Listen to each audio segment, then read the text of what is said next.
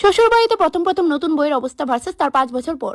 বৌমা বৌমা হ্যাঁ কোন শাশুড়ি মা? শুধু মা এটাও কি শিখাই দিতে লাগে? আর তোমার মাথা ঘুমটা কই? হ্যাঁ হ্যাঁ কোন মা? কইতাছি বিয়েতে যতগুলা গয়না পাইছো তুমি ইডি সব আমারে দিয়া দাও। কিন্তু মা ইডি তো আমার পরিবারের লোকেরা দিছিল। এখন ইডোই তোমার পরিবার, ঠিক আছে? তুমি বাচ্চা মানুষ, এতগুলা গয়না সামাল দিতে পারতা না? আমারে দিয়া দাও। ঠিক আছে মা, আমি নিয়ে আইতাছি। মা এটা আমার মা বাবা দিছিল, প্লিজ এটার একটু সামলায় রাখেন।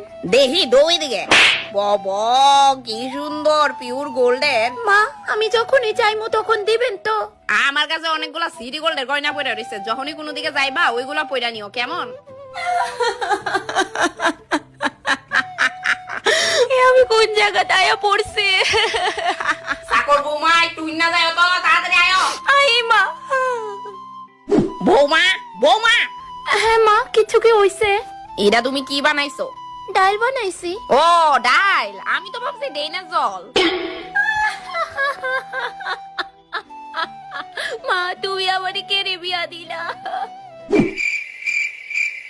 মা আমি আমার সব কাজ সেরে লইছি, রাত্র 11টা বাজে আর আমার প্রচন্ড ঘুম আইতাছে, তো আপনার কি কিছু লাগবো? হ্যাঁ বৌমা এদিকে আয়, আমার পাটা একটু টিপ্পা দাও তো। কিন্তু মা ওইখানে মুভ বড়া আছে, কোমরটাও একটু মালিশ করে দিও।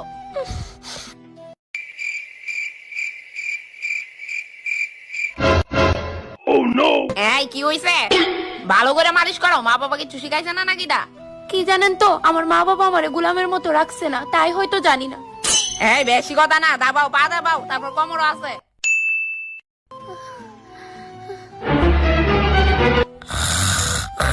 এই সুযোগ বাইরনের।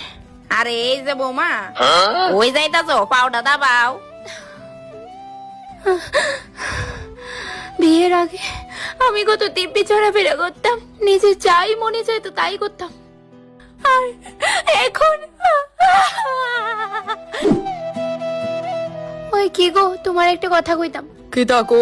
দেখো তোমার মা আমার উপর প্রচন্ড অত্যাচার শুরু করছে, আমি কিন্তু আর নিতে পারতেছি না। আমার মা তোমারে সংসার কিভাবে করতে হয় ইডা শিখাইতাছে, তোমারে গাইড করতেছে, আর তোমার এগুলো অত্যাচার মনে হয়। তুমি বাড়ি থাকো না তো, এলাকা কিচ্ছু জানো না। দেখো তোমার ফালতু কথা শোনার আমার কাছে টাইম নাই, আমি জানি আমার মা কেমন। আর না বহুত হইছে ভাই, তুমি আমারে নিয়ে যাও এনতে।